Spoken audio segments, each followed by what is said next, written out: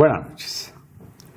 Quise abrir la semana platicando con el autor del Santo Oficio, la columna de lectura imprescindible de Milenio, pero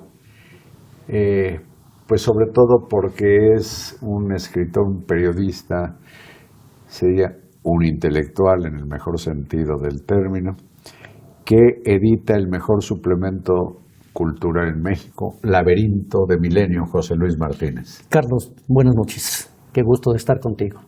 Gracias. Te invité, José Luis, porque me parece que a punto de terminar el año vale la pena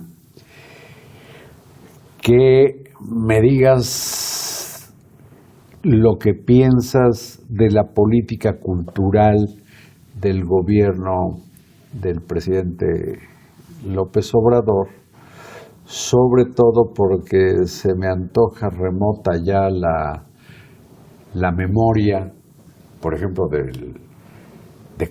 la existencia de Conaculta, de grandes exposiciones dentro y fuera de México que promovían al país, pero también porque hay otras actividades culturales como las que se realizan en la Plaza de la Constitución. En fin, quiero que me digas tu visión de la cultura en México a partir de la política cultural del gobierno.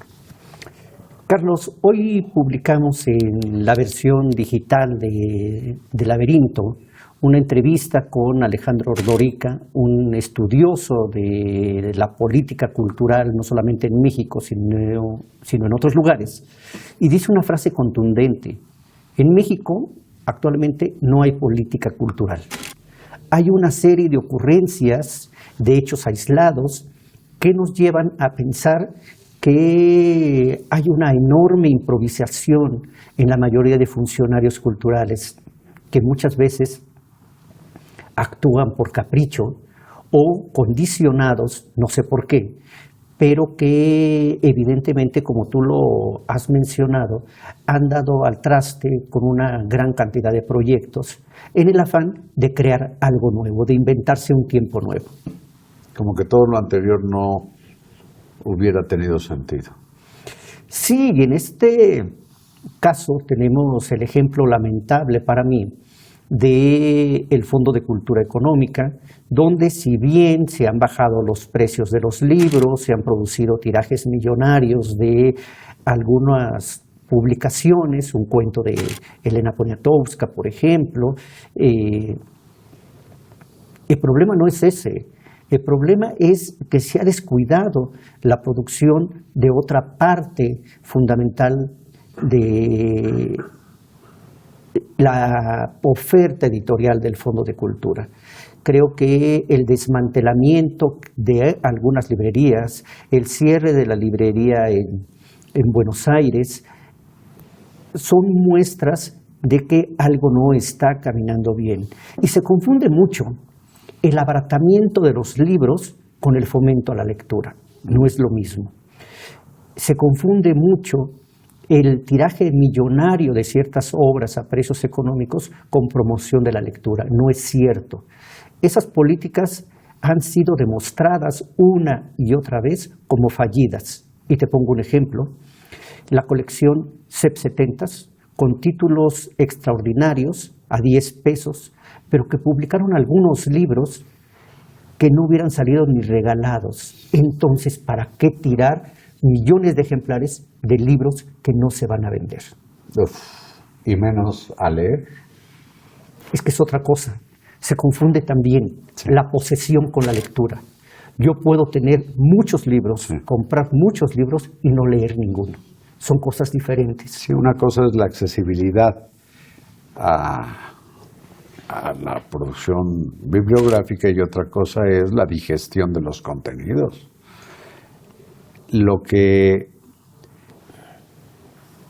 me hace pensar también en algo que quizás está prevaleciendo, que es una especie de obsesión por lo que este gobierno considera ahorro. Y esto incluye, por ejemplo, la descentralización de la secretaría a Tlaxcala. Sí, ahorros mal entendidos. Que por cierto, ¿qué ha pasado? Lo que ha pasado es que no ha pasado nada. La Secretaría está ahí en unas oficinas flamantes, muy bien acondicionada, nada más que las decisiones se siguen tomando en la Ciudad de México. Entonces, no sirve para nada esa descentralización. Creo que es una simulación. Tan cacareada. ¿Es una simulación? Creo que es una simulación, por supuesto. Hay ejemplos y críticos y estudios que se han encargado de desmenuzar cómo no está operando realmente la Secretaría en Tlaxcala. Qué barbaridad. ¿Y hay algún equivalente a lo que conocimos como Conaculta? Bueno, está la Secretaría de Cultura, que es... No, pero con ese activismo que sin duda pues se tenía desde tiempos de Salinas para acá. Mira, se logra una vieja lucha que el Conaculta pase a ser la Secretaría de Cultura. Lo que hay un malentendido, hay muchos malos entendidos. Por ejemplo, se habla contra las élites. La cultura es elitista, la inteligencia es elitista. Sí, claro. No estamos hablando de color de piel, de sexo, de condición económica. Estamos hablando de condiciones intelectuales, de apreciación. Te pongo un ejemplo. En un salón de clases, en una colonia popular, 60 alumnos. No todos tienen el mismo nivel de aprendizaje. Y hay quien aprende a pesar de que sus maestros sean de la CENTE. Sí. Entonces, hay un elitismo que se cultiva y lo que deberíamos de hacer es extender ese elitismo, hacer que cada vez más gente tenga esos conocimientos, la capacidad de apreciar el arte, en lugar de estarlo tratando de bajar. Se promueve mucho lo popular, lo cual creo, en este gobierno, lo cual creo que está bien. Las culturas populares son parte importantísima, fundamental de nuestra cultura. No es lo único.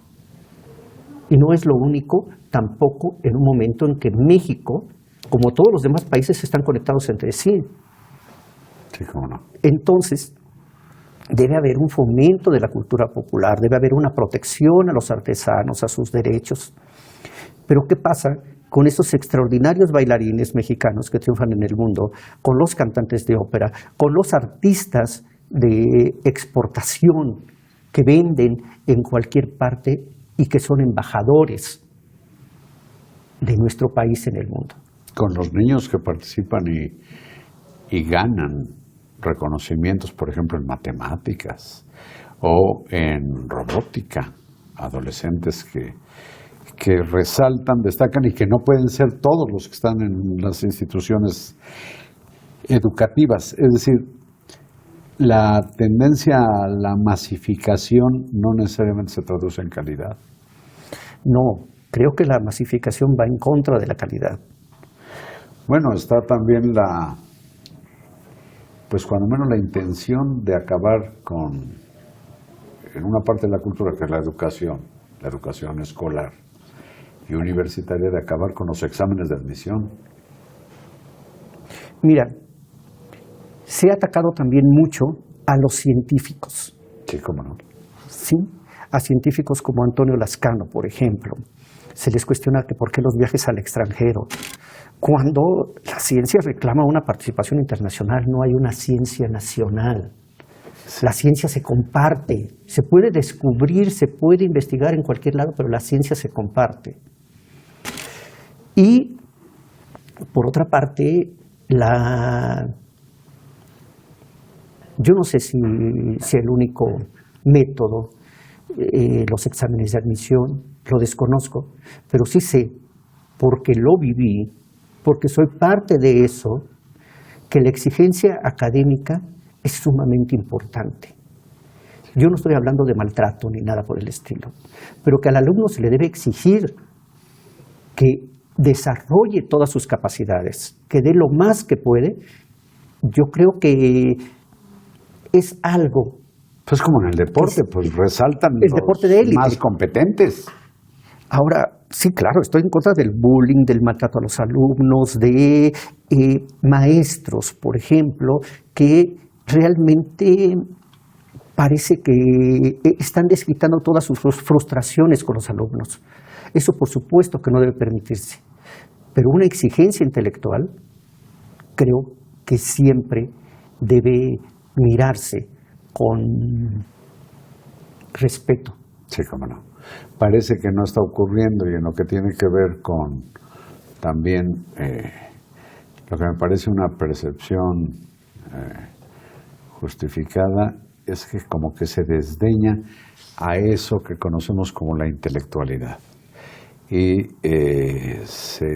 como que se desalienta la producción de ensayos de fondo y no circunstancialmente el montar una obrita de teatro o escribir un libro, digamos, sencillo.